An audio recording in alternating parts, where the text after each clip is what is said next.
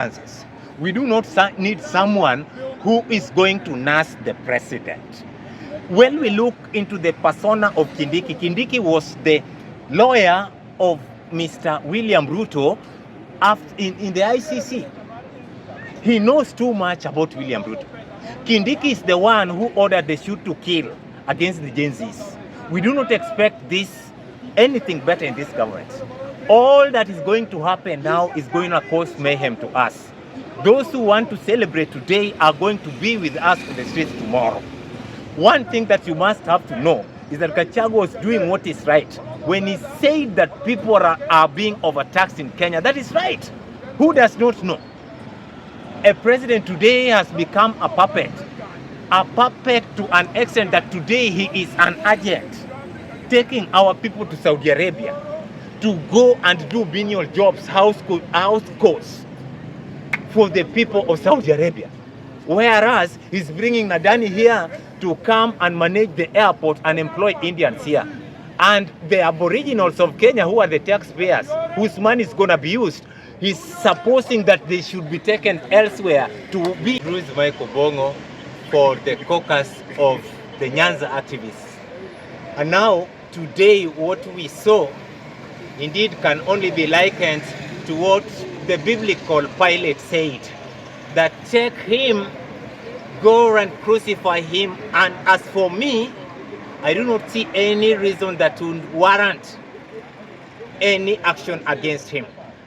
The same applies today. I do not see anything wrong with regarding Gachagua. That is the reality. And what we want to put into for today is that when the drums were being beaten, when this was being given out by William Ruto, the same man who brought the dreaded word called Mambo ni Matatu, of which the third one is death. I really do find it a great abnormality for us to have the small boys and little girls in parliament, in the name of the legislators, who are folding their arms as if nothing is happening. And on moving forward, one thing that must come out clearly, and to the judiciary, we've just seen the Chief Justice Martha Koome today swear in his village mate, her clansmate, and her tribesmen into the office of the Deputy President. Indeed, the reality has dawned that what has happened today is an indictment to the independence of the judiciary. It indeed casts what is called aspersions on to the very, very constitutional jurisprudence of this country. We are not happy as a nation. To those who see beyond, we are not really happy.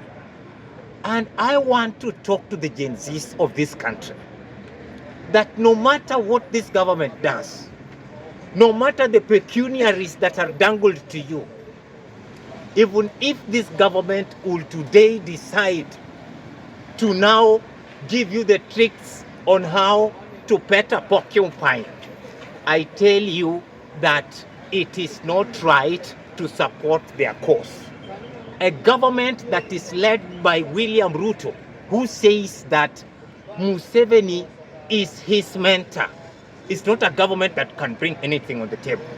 We are talking about Adani today, Adani which is being used to fleece the resources of the public from the public coffers, whose main lawyer is the son of the president. Really, we cannot take that. And I would want to move on by saying that what would you expect, you on the sidelines, who never really fought so hard for this government, if a whole deputy president who fought so hard, who fought the machineries of the time then, is now out on baseless accusations. Today we are seeing a situation where we had Maina Njenga at a stadium in Mount Kenya West, which was packed to capacity, which was full to capacity. And today we are seeing the county commissioner of Nyeri being transferred.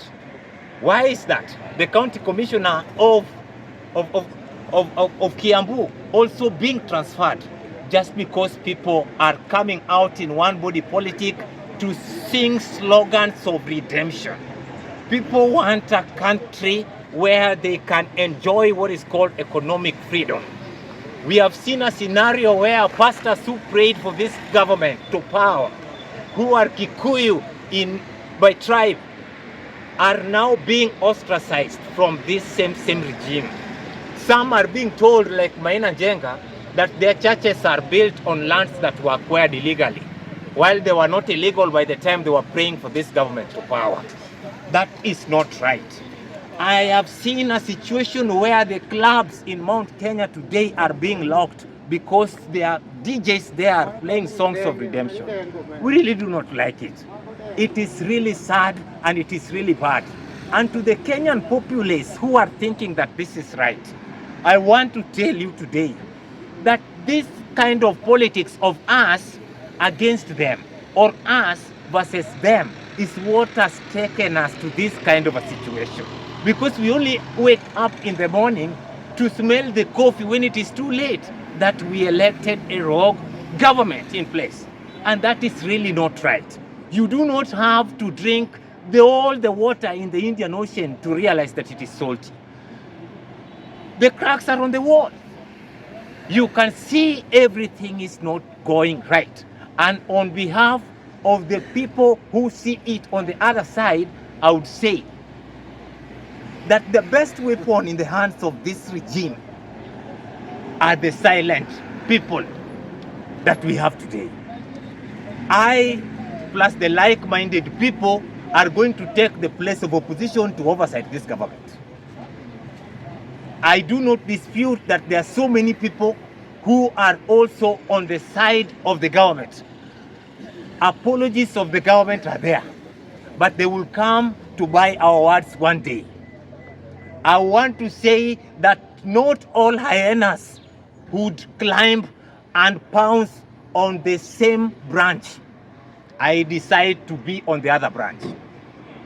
And on this attack, I would want to say clearly that we also equally, in the same measure, demand the release of Aoko, Maverick Aoko.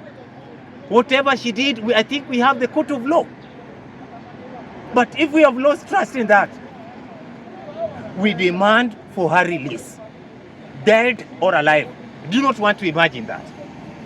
Let her be brought so that we, the Kenyan people, we, the populace, the activists, can realize that our own daughter of the late Maverick Aoko, is out.